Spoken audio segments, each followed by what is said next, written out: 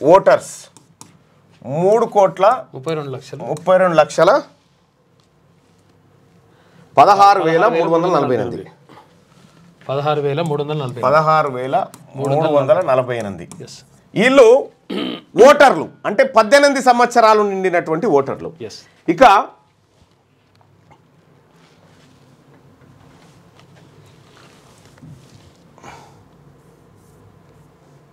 వీళ్ళు ఓటర్లు అయితే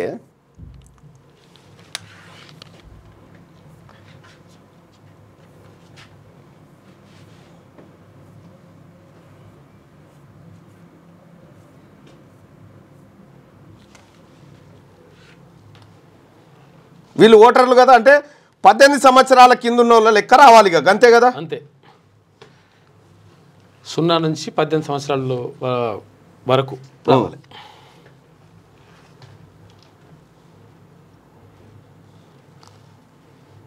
ప్రభుత్వ పాఠశాలలు జూనియర్ కాలేజీలు కూడా కలపాలి. 62,30,504 మంది. ఎందులో primary schools 1 to 5th,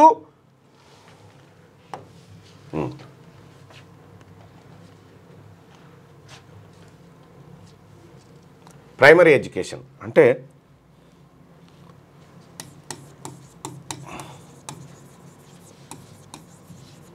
primary education వాళ్ళు ఎన్ని స్కూళ్ళు ఉన్నాయంటే ఇవి 20,530 స్కూళ్ళల్లో 10,35,781. ఆ తర్వాత అప్పర్ ప్రైమరీ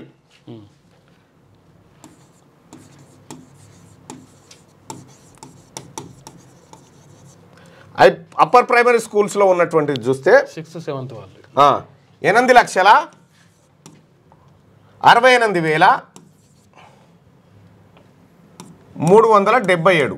ఇది ఎడ్యుకేషన్ డిపార్ట్మెంట్లో సైట్లో ఉన్న లెక్కలేవి, సొంత లెక్కలు కావు. ఆ తర్వాత హై స్కూల్ 10th క్లాస్ వరకు ఉన్నటువంటి 8th 9th 10th వీళ్ళు 37,13,000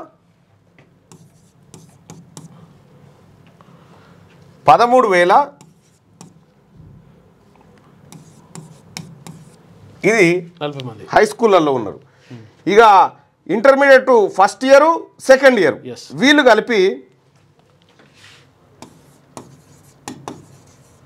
ఇంటర్ ఫస్ట్ సెకండ్ వీళ్ళు 6,13,306 వీళ్ళు ఈ మొత్తం కూడితే క్యాలిక్యులేటర్ తీసుకున్నా నన్ను చూస్తావు. ఓకే ఓకే ఉన్నాయి వెంటనే కూడాలి.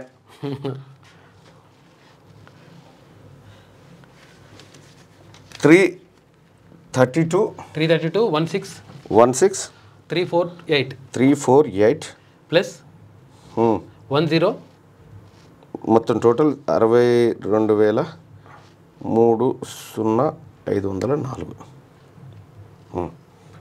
ఇట్లా పట్టుకో ఇలా రా. ఇప్పుడు 3,94,46,852 ప్లస్ 0 నుంచి 5. అది కూడా చెప్తా. ఇప్పుడు మనకి ఎక్కడ దాకా వచ్చింది? బడికి పోయే 1వ తరగతి నుంచి ఇంటర్మీడియట్ వరకు బడికి పోయే పోరగాళ్ళ సంఖ్యతో పాటు ఓటర్ల సంఖ్య. అంటే బడికి పోని పిల్లలు 0 నుంచి 5-6 సంవత్సరాల పిల్లలు ఉన్నారు కదా, వాళ్ళ దాకా వాళ్ళ లెక్క దిద్దాం. ఇది ఎంత వచ్చింది? 3,94,46,852 మంది వచ్చిరుగా. ఇగో 0 to 6 years అని కొట్టేసి వచ్చేస్తాయి. Child population 0 to 6 years 38,99,000. ఇట్లా వెళ్ళిపోతుంది లెక్క. 0 to 6 years వీళ్ళు ఎంతమంది అంటే 38 లక్షల 38,99,000. ఇప్పుడు ఈ రెండు కూడితే 43,345 43 4 3 3 4 5 8 5 4 3 3 4 5 4 3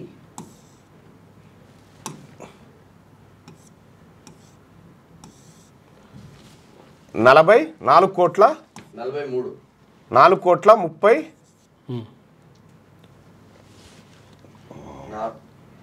4 3 4 5 నెక్స్ట్ 4,35,35 లక్షల 34 852 సేమ్ రైట్. అంటే 4,34,05,852 మంది ఉండాలి తెలంగాణ జనాభా.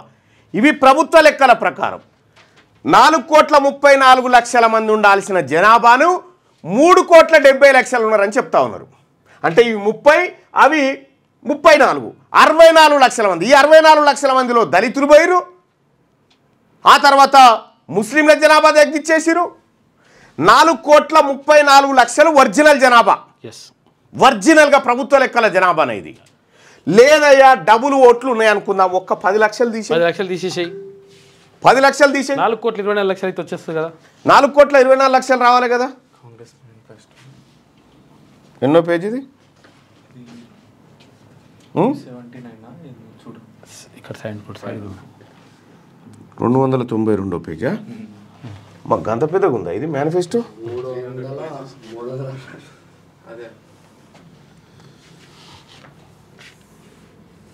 292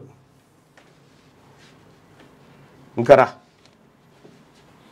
4 కోట్ల ఎంత కాదనుకున్నా 4,20,00,000 మంది జనాభాను 3,70,00,000 తీసుకొచ్చి బీసీలను 40 లక్షలు కట్ చేసిరు. 92 చాలు చాలు మళ్ళీ ఆగ 84,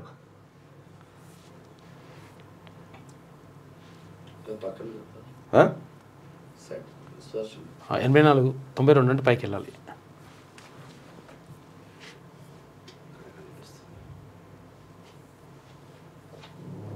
89 కొంచెం ఓకే. 98కి వచ్చినాక ఆడ వేరే కనిపిస్తుంది. 91 ఇగో 92 ఇదే. ఇగో ప్రభుత్వ స్కూళ్ళల్లో చదువుతున్నటువంటి పిల్లల లెక్కనే ఇది. ఇగో 2022-23లో 62,30,000 మంది చదువుతారు. ఎస్, ఓన్లీ ప్రభుత్వ స్కూళ్ళు కాదు, అన్ని స్కూళ్ళలో, ఓకే, అన్ని స్కూళ్ళలో కలిపి 62,30,000 మంది వీళ్ళు. ఓటర్లు 3,33,32,00,000. ఇవే దాటిపోయా 4 కోట్లు. ఇంకేం కావాలి? ఇంకేం చెప్పాలి లెక్కలు? 10 లక్షలు తీసేసుకున్నా కానీ పోతుంది లెక్క. ఈ దొంగ లెక్క కదా. 4,20,00,000 రావాలి కదా. ఇగో source commissioner and director of school educational statistics booklet 2018-19 commissioner and director of school education నుంచి తీసుకున్న డాటా ఇది. పచ్చి తప్పు, శుద్ధ తప్పు. బీసీ ప్రజలారా, ఇక మనం ఎట్టి పరిస్థితుల్లో ఉపేక్షించడానికి వీల్లేదు, అయిపోయింది. వీళ్ళు చెయ్యకూడదు అని డిసైడ్ అయిపోయినారు. బీసీ ప్రజలారా, వీళ్ళకు మనకు ఈ అప్పర్ క్యాస్ట్కి మనకు కుదరదుగా. వీళ్ళు చేయడానికి సిద్ధంగా లేరు, వీళ్ళు చెయ్యరు, మనది మనమే చూసుకోవాలి. ఇంకా పైపెచ్చు ఇంకొకటి ఏం జరిగింది చూస్తారా? ఇగో ఇదొక్కసారి చూడ్రి. ఇగో Telangana budget allocation SC ST బీసీల కోసం బడ్జెట్ అలొకేషన్ ఎట్లా జరిగిందో చూడ్రి. మొత్తం 25 లక్షల కోట్లు పెట్టిరు బడ్జెట్ ఇప్పటి వరకు. 2014 నుంచి మొన్నటి దాకా 25 లక్షల కోట్ల వార్షిక బడ్జెట్ పెట్టిరు. వార్షిక బడ్జెట్ పెడితే దీంట్లో మీరు చెప్పినట్టు 56% అనుకుందాం. ఈ 25 లక్షల కోట్లలో 56% అంటే 50% పెట్టుకో, 12.5 లక్షల కోట్ల రూపాయలు ఓబీసీలకు రావాలి. 12.5 లక్షల కోట్లు. కానీ మొత్తం ఇగో వీళ్ళు ఇచ్చింది ఎంత చూడ్రి. ఇవన్నీ కూడితే కూడా 1,00,000 కోట్లు కూడా కావు. ఇవి ఇలా ఖర్చు పెట్టింది లేదు. మళ్ళా 30,000 కోట్లు ఇగో 2014లో ఎస్సీల కోసం 3,256 కోట్లు పెట్టిరు, ఎస్టీలకు 1,540, ఓబీసీలకు 1,840 కోట్లు. ఇట్లా మొన్న బడ్జెట్లో ఎస్సీల కోసం 33,124 కోట్లు పెట్టిరు, ఎస్టీల కోసం 17,056 కోట్లు, బీసీల కోసం 9,200 కోట్లు పెట్టిరు. చూసుకో, 2,91,000 కోట్ల బడ్జెట్లో 9,000 కోట్ల రూపాయలు కేవలం బీసీలకు పెట్టి, అది ఖర్చే పెట్టలే, అలొకేషన్ అంతే. ఇప్పుడు బీసీలకు సంబంధించినటువంటి ఓవర్సీస్ స్కాలర్షిప్ ఇవ్వంటే సంతకం పెట్టలే, ఆడ బారేసిరు. చూడరి ప్రజలారా, ఇంత పచ్చిగా అన్యాయం జరుగుతూ ఉంది, ఇంత పట్టబగటీలు అన్యాయం జరుగుతూ ఉంది. మరి ఏం చేయాలి బీసీలు? తీన్మార్ మల్లన్న నివేదిక తలగబెట్టామంటే తలగబెట్టకపోతే ఏం చేస్తా? ఇంత దొంగతనంగా బీసీలకు రావాల్సినటువంటి ఉద్యోగాలు ఎత్తుకపోతారు. బీసీల లెక్క పందుల లెక్క చెప్పిరా కానీ బీసీల లెక్క చెప్పడానికి వీళ్ళు ఇష్టపడతలేరా? నిన్న మండల్లో ఓసీలే అంటావురు. ఎంత అన్యాయం అన్నా ఇది, ఎంత అన్యాయం అన్నా. మీ వాళ్ళు మాట్లాడతలేరన్నా. మేము చూస్తూ కూడా మేము అప్పర్ క్యాస్ట్లో ఉండి మేము ఏం అనలేకపోతున్నామన్నా. మీరు కదన్నా మాట్లాడుకోవాల్సిన వాళ్ళు చెప్తా ఉన్నారు. నేను ఎమ్మెల్యే కూర్చున్నాం అనుకుంటున్నాను. డిప్యూటీ సీఎం గారు నేను అడిగితే ఊకో అంటుండు. ఏం చెప్తాం బాయ్ సాబ్? ఏం బీసీ పాయల్ శంకర్ మాట్లాడింది 1,00,000% కరెక్టు.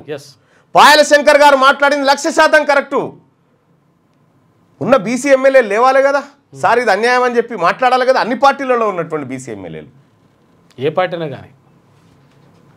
బీసీ ప్రజలారా, మనోళ్ళు బానిసలై ఉన్నారు ఆడ. మరి మీరందరూ కోరుకుంటారు, నేనైతే బానిసగా ఉండాలనుకోవట్లేదు, ఉండను కూడా. నేనైతే బానిసగా ఉన్నాను.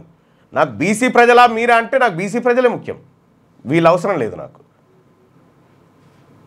నిన్న మండల్లో మాట్లాడదంటు బీసీ అంశం సామాజిక సర్వేలు ఎక్కువ వచ్చినప్పుడు నాకు మైక్ ఇయ్యలే. ఎస్సీలకు సంబంధించినటువంటి అంశంలో మైక్ ఇచ్చారు నాకు. ప్రజలారా, ఒకటైతే క్లియర్గా నాకు అర్థమైంది, వీళ్ళు ఇంట్రెస్ట్గా లేరు. 42% రిజర్వే మేనిఫెస్టో వచ్చిందా? ఏది ఇది మేనిఫెస్టో కాదా సార్? సోషియో ఎకనామిక్ సర్వే ఇది.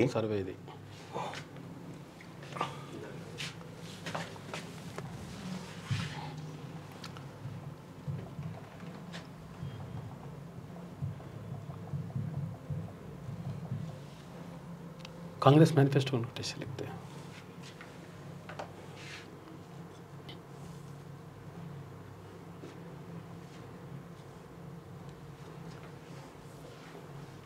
నలభై 42 పేజీల మేనిఫెస్టో ఇది.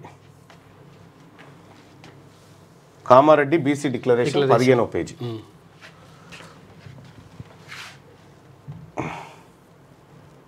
ఇది 6, 7, 8, 9, 10,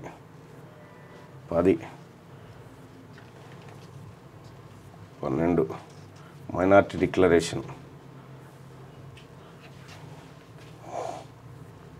ఇంకో కామారెడ్డి డిక్లరేషన్. ఇందులో ఏం చెప్పారు? Reservations, BC reservation will be increased based on caste census and BC commission report with in 6 months of assuming power. అధికారంలోకి వచ్చిన 6 నెలల లోపల బీసీల రిజర్వేషన్ పెంచబడుతుంది క్యాస్ట్ సెన్సస్ ఆధారంగా. Increase BC reservation to 42% from the existing 23 in local bodies to provide 23,973 new political leadership positions for BCs in panchayat and municipalities. Provide subcategorization in BC reservation in local bodies. 42% reservation for BCs in government civil construction and maintenance contract లలో. Mahatma Jyotiba Phule BC subplan to be given statutory status and adequate funds in the first assembly session. Spends 20,000 కోట్ల రూపాయలు బీసీల కోసం ఖర్చు పెడతారు. 5 ఏళ్లలో 1,00,000 కోట్లు పెడతారు. 9,000 కోట్లు పెట్టిరు, రూపాయి ఖర్చు పెట్టిరు లేదో ఇప్పుడు ఎవరికి తెలియదు. ఇక్కడ మాకు చెప్పింది రిజర్వేషన్ పెంచుతామనేటువంటి మాట చెప్పిరు. 42% రిజర్వేషన్ ఇస్తామని చెప్పిరు, కానీ 42% సీట్లు ఇస్తామన్న మాట కాదు. మేము సీట్ల కోసం అయితే మేమెందుకు కోట్లేస్తాం? మాకు 42% రిజర్వేషన్ కావాలి. కాబట్టి ఇది తప్పుడు లెక్క. ఇది ఈ పోతున్నటువంటి విధానం తప్పుడు విధానం. ఎట్టి పరిస్థితిలో దీన్ని అంగీకరించడానికి సిద్ధంగా లేము. తెలంగాణ ప్రజలారా, లైవ్ చూస్తున్నటువంటి మిత్రులారా, ఇక్కడ ఒక మాట మీరు గమనించి చెప్పండి. కాంగ్రెస్ పార్టీ ప్రభుత్వం ఏది తెలంగాణ ప్రభుత్వం ప్రజలను మోసం చేసిందా? 100% బీసీలకు మోసమే చేసింది. 100% బీసీలకు ఇక మోసమే చేసింది. నో డౌట్ ఏం లేదనలా. ఇక పాపం నమస్తే తెలంగాణ వాళ్ళు నిన్న నుంచి పాప తీన్మార్మల నాకు నోటీసులు నీ ఊరి నాయన ఇంకా నువ్వు ఏ కాలంలో ఉన్నావు నాయన పోయి గాంధీ భవన్ కాడికి పోయి మా మహేష్ కుమార్ గౌడ్ గారి కాళ్ళు పట్టుకో, ఒక్కసారి నోటీస్ సర్వ్ చేయి తీన్మార్మల ఒక నోటీస్. మీరు కూడా చాలా మంది నేను మినిమం ఒక 100-150 బొమ్మలన్నా నాయి కాలువాలి కానీ 1-2 కాలిస్తే ఎట్లనే? మీరు కాలువాలి, మా బీసీలు చూడాలి దాన్ని. రాష్ట్ర వ్యాప్తంగా దేశవ్యాప్తంగా కాలువరి ఎట్లా మీరు ఇట్లా పల్సగా చేస్తే ఎట్లా, పొడిగా చేస్తే ఎట్లా అవుతుంది? దయచేసి ఇవాళ కనీసం 120 నుంచి 150 బొమ్మలన్నా నా ఇది తలగబెట్టాలని చెప్పి నేను ఆ సోదరులకు చెప్తా ఉన్నా. ఎట్టి పరిస్థితుల్లో తలగబెట్టాలి. తలగబెట్టకపోతే మీలో ఐక్యత లేదన్నట్టే. మీరు తలగబెట్టాలి, దాన్ని మా ప్రజలందరూ చూడాలి. తెలంగాణ ప్రభుత్వం బీసీ ప్రజలను మోసం చేసిందని మీరు భావిస్తున్నారా? రైట్, బీసీలను మోసం చేసింది అని 83% మంది అభిప్రాయపడతా ఉన్నారు. బీసీలను మోసం చేసింది కాంగ్రెస్ పార్టీ విధానం కరెక్టే ఉంది, ప్రభుత్వం మోసం చేసింది. కాంగ్రెస్ పార్టీ విధానం, మా నాయకుడు రాహుల్ గాంధీ గారి విధానం కానీ మా నాయకుడు మహేష్ కుమార్ గౌడ్ విధానంలో కానీ మార్పు లేదు. కానీ ప్రభుత్వం మోసం చేసింది. ఇక్కడ ప్రభుత్వంలో ఉన్నటువంటి కొంతమంది అగ్రకులాల వాళ్ళు చేసినటువంటి మోసం ఇది.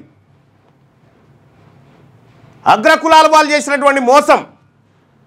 ఖుద్దు మా నాయకుడు రాహుల్ గాంధీ గారు పార్లమెంట్లో మాట్లాడుకుంటే ఈ మాట చెప్పిండు, ఏ బీసీ ప్రజలారా, బీసీ ఓటర్లారా అని చెప్పి.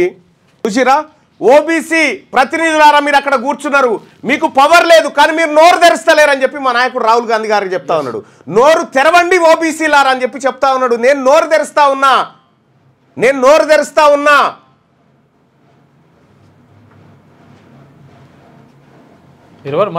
కాంగ్రెస్ పార్టీకి, మా నాయకత్వానికి, కాంగ్రెస్ పార్టీని ఇంకా 10 కాలాల పాటు కాపాడుకోవాలి రాహుల్ గాంధీ గారి ఆలోచనతో అనేటువంటి వాళ్ళకి ఏ ఇబ్బంది లేదు.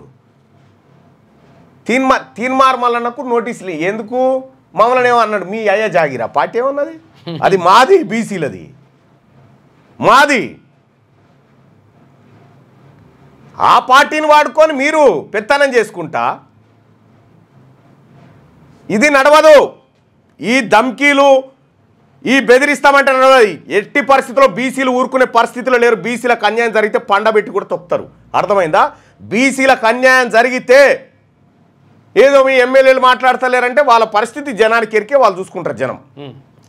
జనం చూసుకుంటారు వాళ్ళ పని. ఇంకా ఈ ఎమ్మెల్యేలు ఈ రిపోర్టు తప్పుడని చెప్పుడు ఇడిచిపెట్టి ఎంత పారదర్శకమైన సర్వే అని చెప్పి చెప్తా ఉంటారు. ఎంత దుర్మార్గమే అది. ఈ సర్వే బీసీ ప్రజలారా, ఈ సమగ్ర కుల సర్వే కాదు, అగ్రకుల సర్వే. ఇది అగ్రకుల సర్వే. ఈడబ్ల్యూఎస్ రిజర్వేషన్ కాపాడుకోవడానికి జానారెడ్డి ఆడిన డ్రామానే ఈ సర్వే. దీనికి ఎలాంటి అథెంటిఫికేషన్ లేదు, దీనికి ఎలాంటి ప్రామాణికాలు పాటించలేదు. ఇక్కడ ఒక కాలనీ, అంబర్పేట కాడ ఉన్న కాలనీ పేరేంది? తులసినగర్ కాలనీ. తులసినగర్ కాలనీలో 20,000 మంది ఉంటారు. ఇప్పుడే ఫోన్ చేసి మాట్లాడి 20,000 మంది ఉంటే ఒక్క సర్వే ఓడిపోలే వాడికి. తర్వాత ఇప్పుడు ఇక్కడ ఏది మల్కాజ్గిరి వార్డ్ నెంబర్ 138 ఆడిపోలే. అసలు ఏడ సర్వేనే జరగాలి. ఇదంతా ఫేక్ సర్వే. కాబట్టి దీన్ని నేను కాలబెట్టడాన్ని మీరు ఎవరైనా ఇబ్బంది పడితే అది మా ప్రజల అస్తిత్వాన్ని దెబ్బ కొడితే మేము ఖచ్చితంగా కాలబెడతాం. అన్న నమస్తే. హలో హలో హలో ఏం చేస్తున్నారు బీసీ ఎమ్మెల్యేలారా? మన నాయకుడేమో అంతగానం చెప్తా ఉన్నాడు, మాట్లాడండి రా ఓబీసీలారా, మాట్లాడండి, ఈ దేశం మీది, ఈ దేశంలో మీకు హక్కులు లేవు, అధికారాలు లేవని చెప్పి ఆయనలోని పెడతా ఉంటే మనం ఏం చేస్తా ఉన్నాం? ఇడా ముఖ్యమంత్రి గారు చేసిన స్టేట్మెంట్ పచ్చి అబద్ధం. నిన్న పచ్చి అబద్ధం. నిన్న ముఖ్యమంత్రి గారి స్టేట్మెంటే పచ్చి అబద్ధం. దాన్ని ఖండిస్తున్నాం మేము. హలో, గుడ్ మార్నింగ్ అన్న. ఇప్పుడు చెప్పండి. బాయ్ సాబ్, మీది ఎక్కడ? అంబర్పేటలో ఏ ఏరియా? గోల్నాకలో. ఇప్పుడు మీ ఏరియాలో ఈ సమగ్ర కుల సర్వే చేసిరా? సమగ్ర సర్వే మా ఇంటికే రాలేదు. సమగ్ర ఇంట్లో చెప్పాలి, మీ కాలనీకి వచ్చిరా? పోనీ మా కాలనీలో కూడా ఒక ఇంటికి కూడా ఒక స్టిక్కర్ లేవు డోర్లో.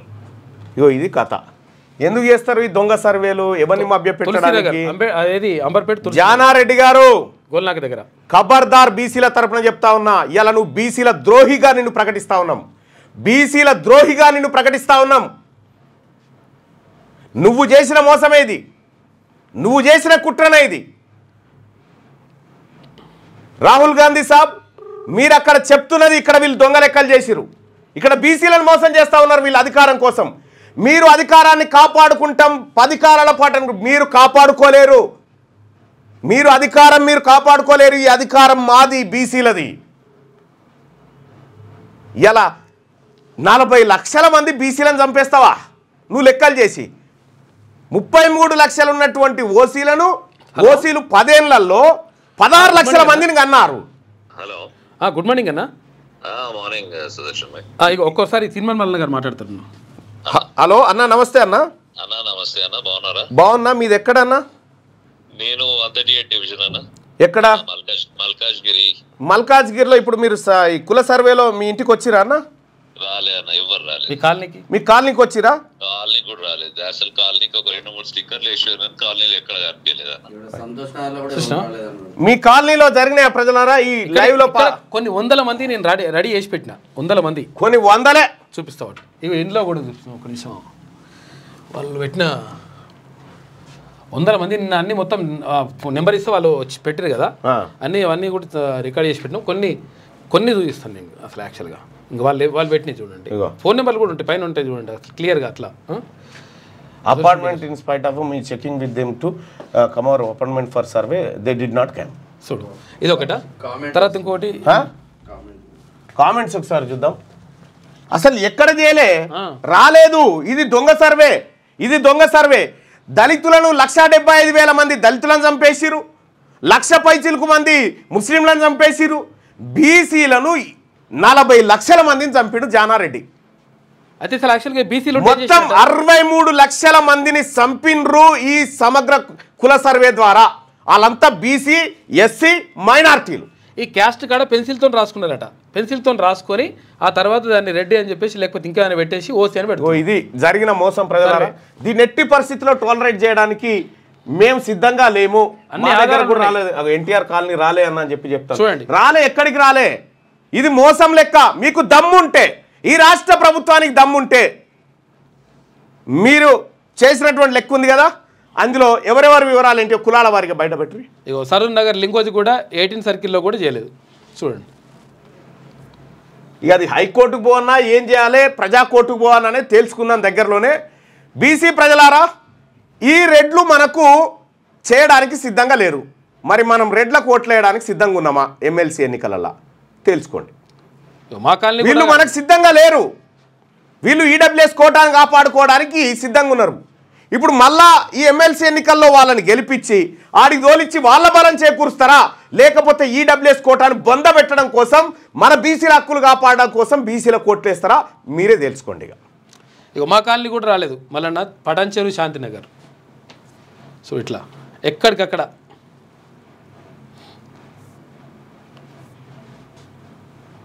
ఇంకా ఎందుకు కాంగ్రెస్ పార్టీ మోసం చేయలే బాయ్ సాబ్. కాంగ్రెస్ పార్టీ క్లియర్ గానే ఉంది. కాంగ్రెస్ పార్టీ విధానాన్ని అమలు చేయాల్సిన ప్రభుత్వంలో ఉన్న పెద్దలు మోసం చేసిరు, ప్రభుత్వంలో ఉన్న అగ్రవర్ణాలు మోసం చేసిరు. రాహుల్ గాంధీ గారు క్లియర్గా ఉన్నారు, మహేష్ కుమార్ గౌడ్ గారు క్లియర్గా ఉన్నారు. వీళ్ళు లేరు. ఈ ప్రభుత్వంలో కూర్చున్నటువంటి వాళ్ళు లేరు. మంత్రి పదవుల కోసం ఆశపడి బీసీలడ మోకరిల్లి కూర్చున్నారు. బీసీ ఎమ్మెల్యేలు మోకరిల్లి కూర్చున్నారడ మంత్రి పదవుల కోసం. నేను చెప్తా ఉన్నా, మీరు రాసి పెట్టుకోరు. ఇవే మీకు చివరి ఎన్నికలు అవుతాయి బీసీల పక్షాన. లేకపోతే ఇవే చివరి ఎన్నికలు అయితే పక్కా.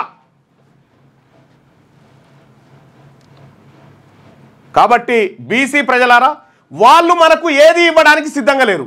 మనం ఓటు ఇవ్వడానికి సిద్ధంగా ఉన్నామా వాళ్ళకు? మన వాళ్ళకు మాత్రమే ఓట్లు వేసుకోండి. బీసీ ప్రజలారా, మన తల్లికి, బీసీ తల్లికి పాలు దాగినటువంటి మన బీసీ బిడ్డలారా, బీసీల కోట్లేసి గెలిపించుకోండి. ఒక్క ఓటు కూడా బీసీ ఓటు అక్కడ పోవడానికి వీల్లేదు. ఎల్బీ నగర్ హస్తినాపురంలో సగమే చేసిండ్రు. దశం ఎట్టి పరిస్థితిలో మేము ఉపేక్షించాం ప్రజలారా. ఇది ఇంకా చాలా వర్క్ ఉంది, చేస్తున్నాం. క్యూ న్యూస్ ఛానల్లో పనిచేయటకు అనుభవం గల సీనియర్ వీడియో ఎడిటర్స్ కావాలను సంప్రదించవలసిన నెంబర్ 8688926084. qnewsads@gmail.com ను సంప్రదించండి. లైక్ చేయండి.